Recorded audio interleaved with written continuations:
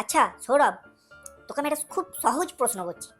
আচ্ছা বলতো, শাহজাহানের স্ত্রীর নাম কি? দেখুন স্যার, পড়তে এসেছি পড়বো, পড়া হয়ে যাবে ঘর চলে যাবো। সবাইকে আপনি নিজের মতো ভাবেন না, আমিও সব লোকের বইয়ের খবর রাখি না। আচ্ছা আচ্ছা ঠিক আছে ঠিক আছে, ছাড়ো সব। আজকে আর ইতিহাস পড়াবো না, আজকে চল একটু অঙ্ক করাই। আচ্ছা বলতো, একটা মেয়ে 1 ঘন্টায় যদি 10টা পুতুল তৈরি করে, তাহলে 3টে মেয়ে 1 ঘন্টায় কটা পুতুল তৈরি করবে? স্যার একটাও হবে না, কারণ 3টে মহিলা যদি একসাথে থাকে ওখানে গল্প ছাড়া আর কিছু হয় না।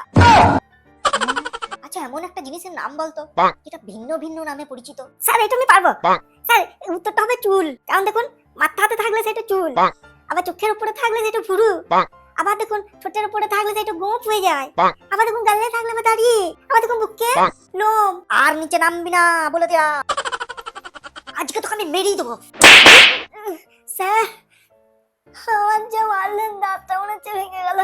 আজকে ঘরে মা মামলেট করে দেওয়ার খেতে পাবো না মনে হচ্ছে। তুই যখনই বললি মামলেট, সেটা আবার কি? মামলেট মানে জানেন না, মামলেট মানে ডিম ভাজা। ও ডিম ভাজা, তুই আবার ওটাকে মামলেট বলিস নাকি? আচ্ছা মামলেট আর অমলেটের মধ্যে পার্থক্য কি বল দেখিনি? যদি মা ভাজে তাহলে সেটা হয় মামলেট, আর যদি ও ভাজে তাহলে হয় অমলেট।